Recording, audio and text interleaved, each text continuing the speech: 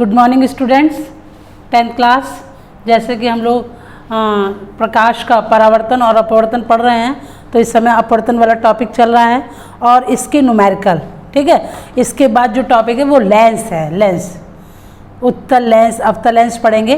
बड़ा, ये सबसे बड़ा चैप्टर और इम्पॉर्टेंट चैप्टर है। इसको ध्यान से पढ़िए सारे बच्चे। मैं सारी चीज़ें आपको एक एक चीज़ करा दे रही हूँ। पेज नंबर 188 पर ये कुछ क्वेश्चंस हैं, पेज नंबर 88 और पेज नंबर 194 पर। आप ये क्वेश्चन देखिए। पहला क्वेश्चन उसमें दिया है, उस दर्पण की फोकस दूरी क्या होगी जिसकी वक्रता त्रिज्या 32 सेंटीमीटर है। तो आपको आर दिया है 32 सेंटीमीटर और एफ निकालना है। तो बस आप रख दीजिए, क्या होगा कि एफ बराबर होता है आर बाई 2, ठीक है। और आर कितना दिया है 32/2, 16 centimetre. This is the answer. इसका जो दूसरा क्वेश्चन इसके बाद दिया है वो आवर्धन है।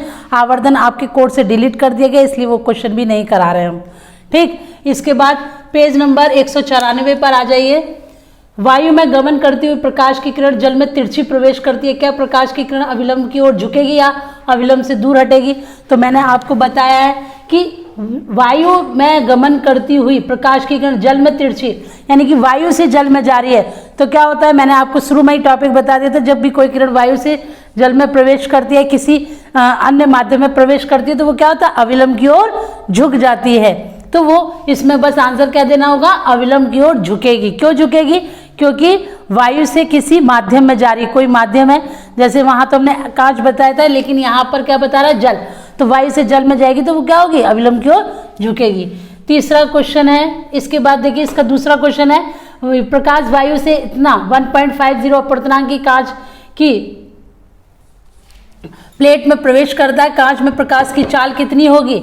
देखिए एन दिया हुआ है, एन दिया है, और आपको निर्वात की चाल आपको पता होना चाहिए। निर्वात की चाल कितनी होती है? मैंने लिख दिया है 3 × 10⁸ मीटर पर सेकंड होती है। ये याद रखना, नहीं दिया रहता तो याद रखना है आपको। फॉर्मूला लगा दीजिए बस, n बराबर प्रथम माध्यम में प्रकाश की चाल बटे दूसरे माध्यम में प्रकाश की चाल। तो दूसरे माध्यम में प्रकाश की चाल पूछ रहा है, मैंने उसको V2 से दर्शाया है। n आपको दिया गया है, क्या दिया गया है, n कितना दिया गया है बच्चों?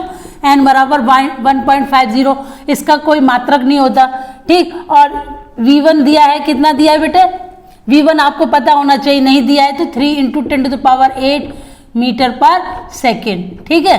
आपने यहाँ लगा दिया फॉर्मूले में V2, ये n बराबर क्या होगा, V1/V2। तो n का मान लगा दी 1.50 और V1 का मान 3 × 10⁸ मीटर पर सेकेंड। इसको जब सॉल्व करेंगे तो कितना आएगा, 2 × 10⁸ मीटर पर सेकेंड। और इसके बाद तीसरा क्वेश्चन कह रहा है, हीरे का अपवर्तनांक 2.42 है, इस कथन का क्या अभिप्राय है? तो क्या अभिप्राय है कि हीरे का जो प्रकाशीय घनत्व क्या होता है, अधिक, जिससे ये कठोर पदार्थ है। भाई घनत्व अधिक होगा तो वो कठोर होगा। मैं आपको ठोस द्रव 9th में भी पढ़कर आया, ठोस द्रव गैस, उसमें आपको ये घनत्व के बारे में बताया गया है। इसमें प्रकाश की चाल क्या होगी, सबसे कम होगी। तो ये क्वेश्चन थे और कल के टॉपिक में चलेगा आपका क्या, लेंस, ठीक है। तो आज ही यहाँ तक ये टॉपिक फिनिश हुआ है और नेक्स्ट टॉपिक आप लेंस पढ़ेंगे। 2 टॉपिक पढ़ चुके हैं, प्रकाश का परावर्तन, प्रकाश का अपवर्तन, इससे आपने न्यूमेरिकल कर लिए, और इसके बाद लेंस नेक्स्ट वीडियो में। Thanks for watching.